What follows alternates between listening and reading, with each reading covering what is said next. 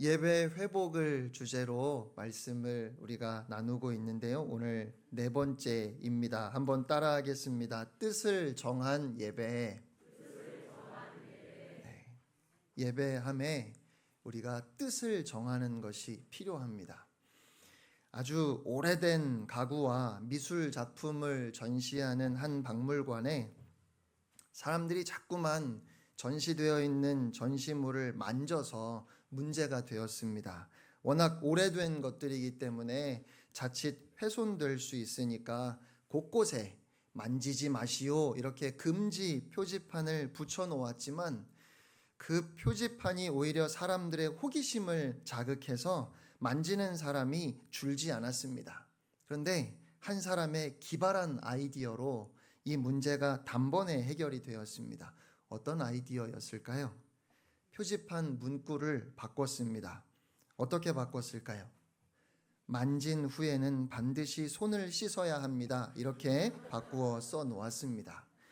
표지판 때문에 사람들이 물건을 만지고 난 후에 손을 씻지 않으면 찜찜한데 손을 씻는 불편함을 감수할 만큼 그걸 만져보고 싶지는 않았던 겁니다. 특히나 불편함을 참지 못하는 현대인의 경우에는 궁금해서 알고 싶고 또 하고 싶은 것이 많을지라도 궁금함이 불편함을 이기기가 쉽지 않습니다. 많은 사람들이 성경을 좀 더 알고 싶다고 이야기합니다. 열심히 기도해 보고 싶다고 말하기도 합니다. 마음에 감동을 주는 찬양을 배우고 싶다고 이야기하기도 하지요. 사실은 제가 그렇습니다. 하고 싶은 것이 참 많습니다. 그런데 그렇게 원하는 대로 한 적은 없습니다. 왜 그럴까요? 귀찮아서입니다. 운동을 하려면 밖으로 나가야 하고 책을 읽으려면 조용한 곳을 찾아가야 합니다. 그런데 어제는 분명히 내일부터 운동하겠다고 결심을 했는데 막상 오늘이 되면 운동은 여전히 하고 싶지만 나가기가 싫습니다. 책은 읽고 싶은데 조용한 곳을 찾아가는 것이 귀찮아요. 그리고 언제나 그 귀찮음이 원함을 이깁니다. 옛날에는 이것을 게으름이라고 죄악시했습니다. 하지만 현대인들은 게으름보다 더 큰 죄가 남을 불편하게 하는 것이라고 생각합니다. 그래서 게으름이라는 죄의식을 통해서 동기를 부여하기보다는 편함을 제공해 주는 것이 더 바람직하다고 할 만큼 불편함을 줄여 주어야 사람들은 움직이지요. 소리를 조금 줄여도 될 것 같아요. 너무 울리네요. 그러니까 현대인의 이런 심리를 안다면 교회는 자꾸만 참으라고 말할 것이 아니라 할 수 있는 대로 교인들을 편하게 해주도록 최선을 다해야 하는 겁니다. 주차에 불편함이 없어야 하고 앉은 의자도 편해야 합니다. 설교나 기도는 짧아야 합니다. 여기서 아멘이 나오지 않을까 했는데요. 그래도 불편해하는 사람들을 위해서는 집에서 나오지 않고도 예배할 수 있는 환경을 만들어 주어야 합니다. 어쩔 수 없는 상황에 있는 사람들을 위한 배려가 아니라 편함을 추구하는 사람들의 입맛을 맞추는 일들 때문에 교회가 많이 분주해졌습니다. 오늘날 많은 목회자들에게 무시할 수 없는 큰 유혹이 소비 지향성에 아주 쉽게 순응하려고 하는 성향이 아닐까 싶습니다. 예배 중에 앉았다 일어섰다를 반복해야 하고 제법 긴 시간 서서 순서들을 해야 하고 사실은 잘 알지도 못하는 고난 중에 있는 교인들을 위해서 함께 기도해야 하고 구약과 신약에서 짧지 않은 구절들을 예배 중에 읽어야 하는 것이 회중에게 불편함을 초래한다 싶으면 마음에 걸립니다. 예배 인도자로서 목사는 회중 기도도 간결하게 해야 하고 가능하면 설교 본문 말씀도 짧게 잡아야 합니다. 예배의 흐름이 끊이지 않도록 어색한 부분은 과감하게 제거해야 합니다. 예배하는 우리의 마음이 분산되지 않고 불필요한 형식을 배제하기 위해서라면, 그래서 본질에 충실하도록 하기 위한 이유에서라면 충분히 공감할 수 있습니다. 그런데 예배를 인도하거나 기획하면서 제 마음에 있었던 가장 큰 부담은 회중의 불편함이었습니다. 찬양을 부를 때는 다 일어서서 부르면 좋겠지만 성경을 읽을 때 모두 자리에서 일어서도록 하는 것도 사실은 부담이 없지 않았습니다.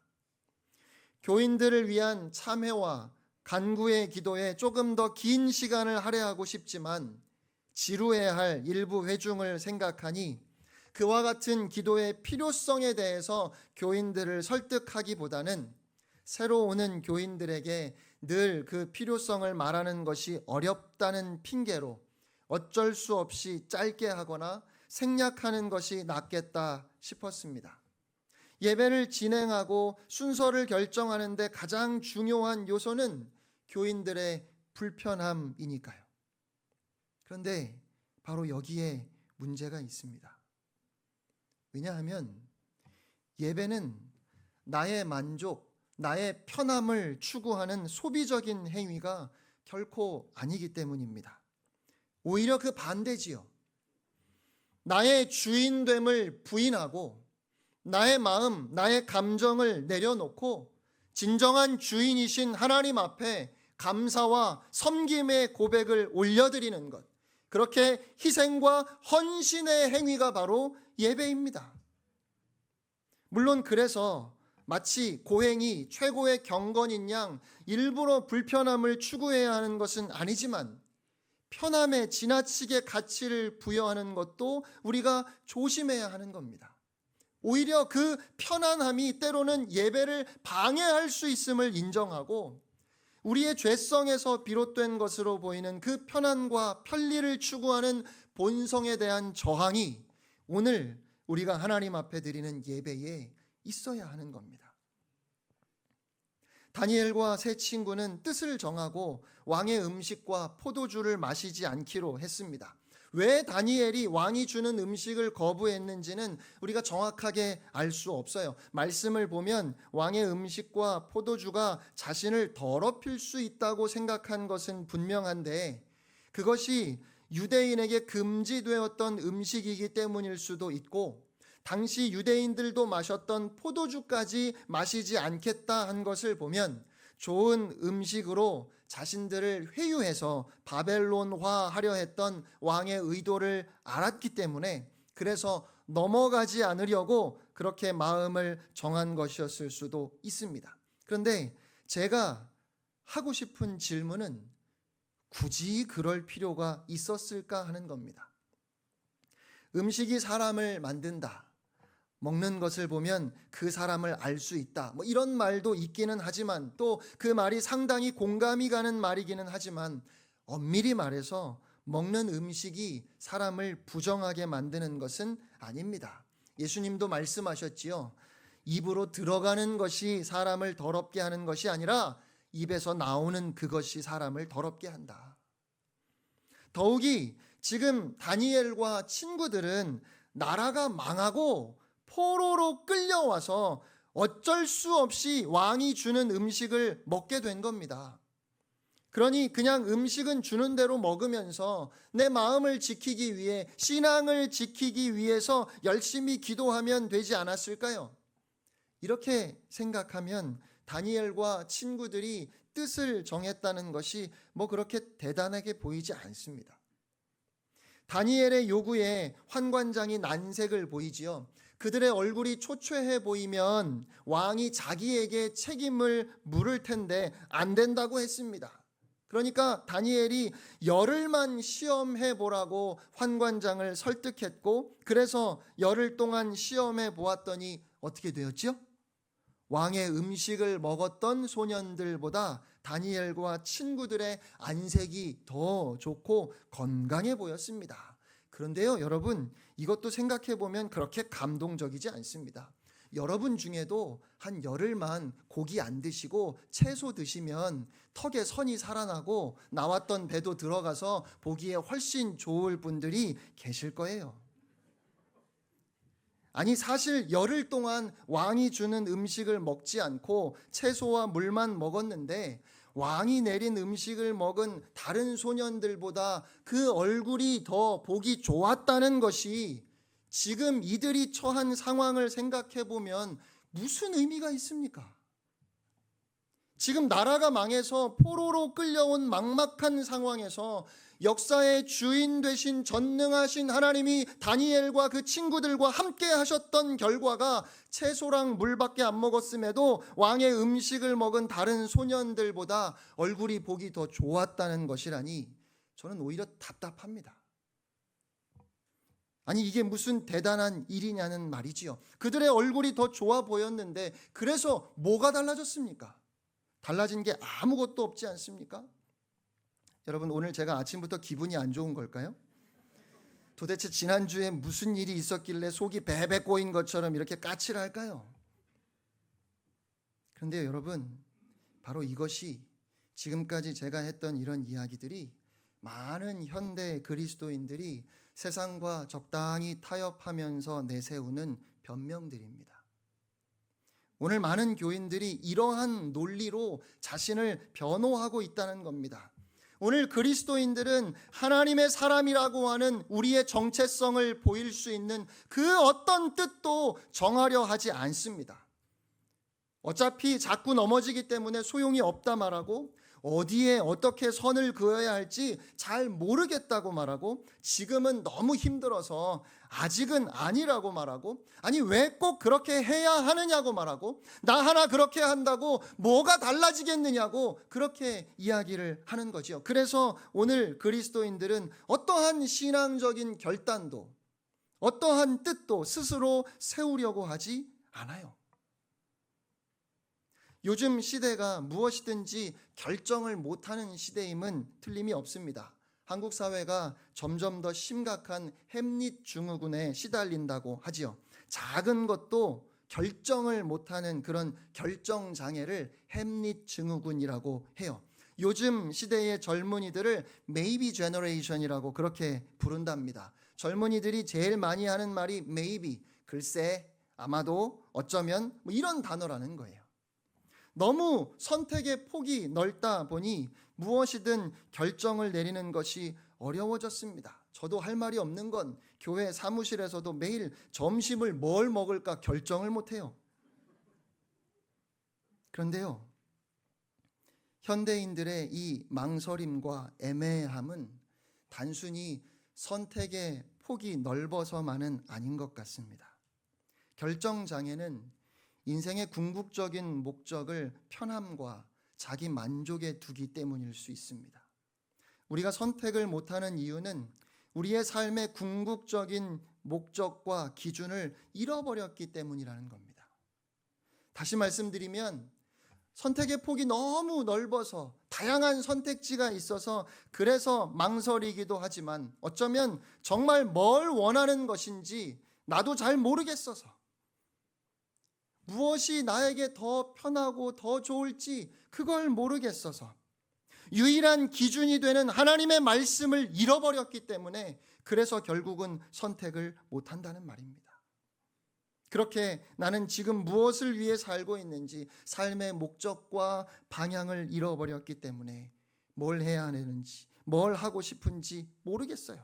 그러니 아무것도 선택을 못합니다. 저는 다니엘과 세 친구가 보여주었던 이 모습이 오늘 우리가 다 따라야 하는 결정이라고 생각하지 않습니다. 오늘 주님께서 그런 의미로 그러니까 음식을 가려야 한다는 그런 교훈을 우리에게 주시는 것이 아니라는 말이지요. 중요한 건 어쩔 수 없는 불가피한 상황이었지만 다니엘과 그 친구들은 이 온 세상의 주인이 느부갓네살 왕이 아니라 여호와 하나님이심을 알았고 그래서 정말 보잘것없고 미약했지만 하나님을 향한 그들의 신앙을 표현하고 싶었던 거예요. 그래서 다니엘에게 중요한 건 내가 지금 어떻게 하는 것이 나에게 좀 더 유익할까, 나에게 이익이 될까, 내 삶이 편할까가 아니었어요. 내가 어떻게 하면 여호와 하나님을 붙잡을 수 있을까? 내가 어떻게 하면 이 신앙 흔들리지 않을 수 있을까? 그것이 그들에게는 중요한 문제였고, 그래서 다니엘은 그냥 왕이 주는 음식을 먹지 않기로 뜻을 정한 거예요. 그것이 10대 소년이었던 다니엘이 생각해낼 수 있는, 자신의 신앙을 지키고 내가 여호와 하나님의 백성이라고 하는 것을 끝까지 세상에 보여주며 정체성을 잃어버리지 않을 수 있는 나름대로의 방법이었다는 말이죠. 그러면 오늘 우리도 스스로에게 물어보아야 합니다. 여러분은 오늘 하나님 앞에 예배하기 위해서 하나님이 나의 예배를 받으시기에 합당하신 아버지이시고 나의 주인 되심을 분명하게 드러내기 위해서, 표현하기 위해서 여러분은 어떤 뜻을 세웠고 어떻게 그런 여러분의 믿음을 표현하고 계십니까? 여러분은 어떻게 여러분의 삶을 구별하여 하나님 앞에 예배자의 삶을 살고 계십니까? 오늘 우리가 드리는 이 예배는 어떤 구별됨이 있어서, 어떤 다름이 있어서 이 예배의 주인이 내가 아니라 하나님이심을 드러내고 있는가 하는 것입니다. 제가 오래전부터 한번 말씀을 드리고 싶었지만 어떻게 말해야 할지 몰라서 말씀을 못 드렸습니다. 또 저는 성경을 차례차례 설교하기 때문에 성경에서 관련된 내용이 나와야 말씀을 드릴 텐데 그렇지 않아서 말씀을 못 드리기도 했습니다. 그리고 사실은 제가 소심해서 말씀을 못 드리기도 했고요. 또 여러분이 충분히 공감할 수 있도록 설득력 있게 어떻게 말해야 할지 고민이 되어서 말씀을 못 드리기도 했습니다. 그런데 지난주에 설교를 준비하면서 이 부분을 말씀을 드려야 되겠다 생각하고 설교를 준비했는데 공교롭게도 지난 금요일 마가의 다락방 때 삼남전도의 헌신 예배를 드리면서 원로 목사님께서 딱 이것을 말씀하셨어요. 많은 성도들이 예배하기 위해 모일 때 성경을 가지고 오지 않습니다. 앞에 스크린에 다 띄워주니까 필요가 없기도 하고요. 스마트폰으로 성경을 볼 수 있어서 그래서 안 가지고 오기도 합니다. 여러분, 스마트폰으로 성경을 봐도 될까요? 안 될까요? 어떻게 생각하십니까? 저의 답을 여러분이 예상하실 겁니다. 스마트폰으로 성경을 봐도 될까요? 안 될까요? 저도 모르겠어요. 왜냐하면 제가 보기에는 성경에 이 부분에 대한 명확한 말씀이 없어요.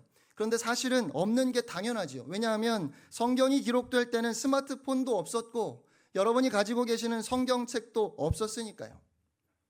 그런데 이렇게 한번 생각해 보면 좋을 것 같아요. 여러분, 성경책은요, 하나님의 말씀을 보는 용도 외에 다른 용도는 없습니다. 혹시 낮잠 주무실 때 야, 이 두께가 딱인데 싶어서 성경을 베고 주무시는 분 계십니까? 네, 당연히 없지요. 우리가 성경책을 대하면서 나도 모르게 조심스러움이 있어요.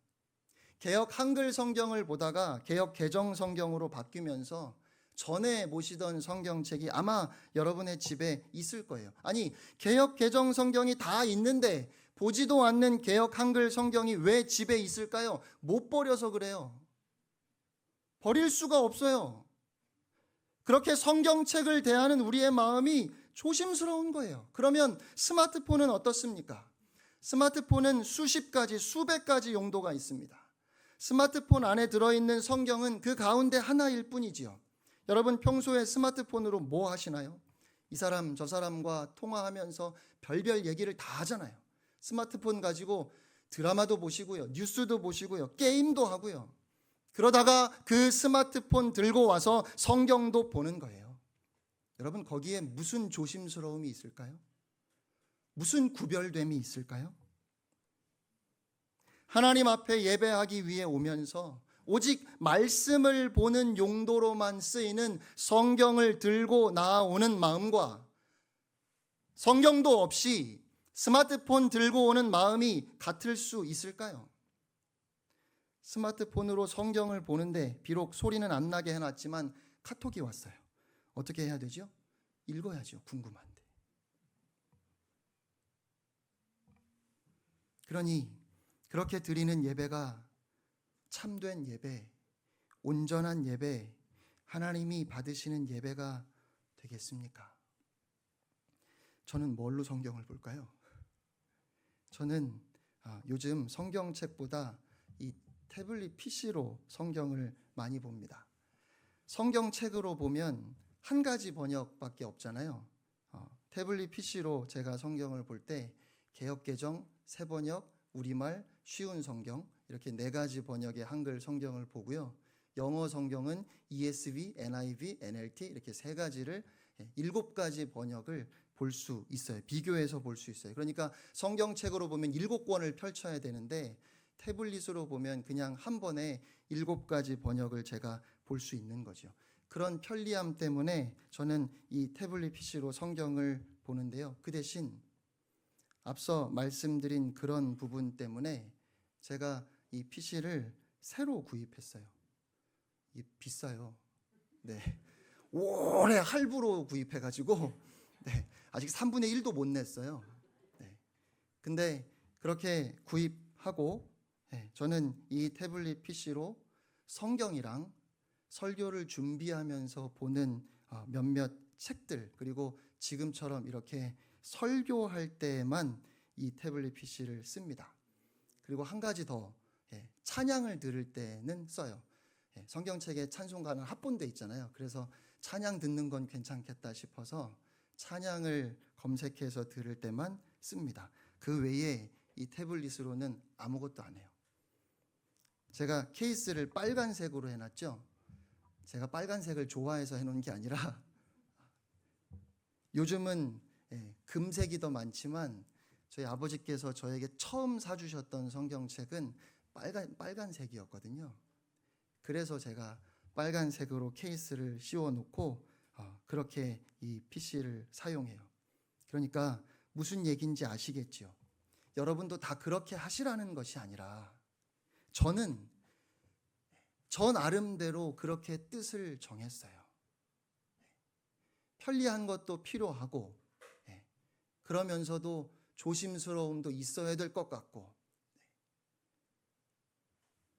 저 나름대로 저는 그렇게 뜻을 정했으니까 그러면 여러분은 여러분 나름대로 뜻을 정하셔야 되는 거예요.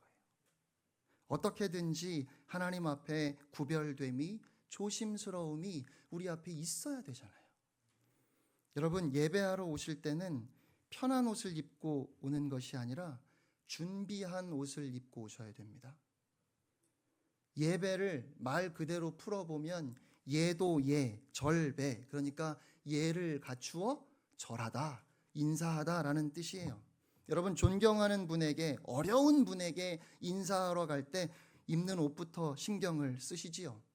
또 인사하기 전에 만나기 전에 옷 매무새를 가다듬잖아요. 그래서 예배당에 들어오시기 직전에 저 계단 벽에 거울이 붙어 있는 겁니다. 거울 보면서 오늘도 내가 예쁜가 이런 거 확인하시라는 게 아니라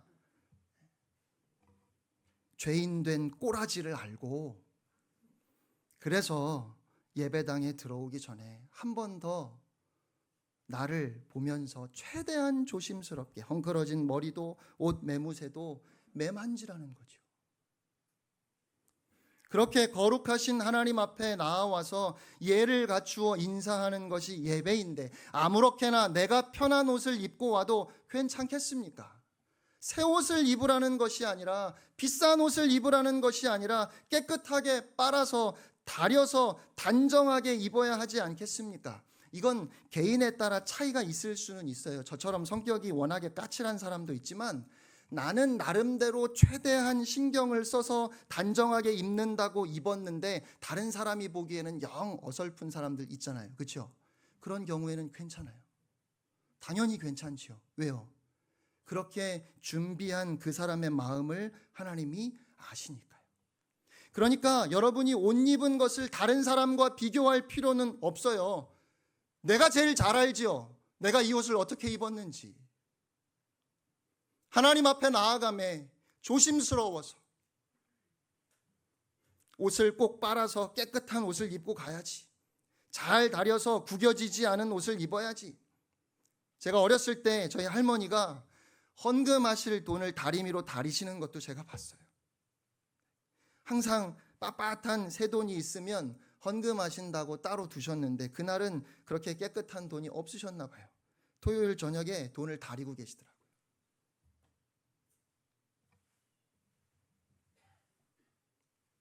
군인들이 군복에 칼주름을 잡잖아요.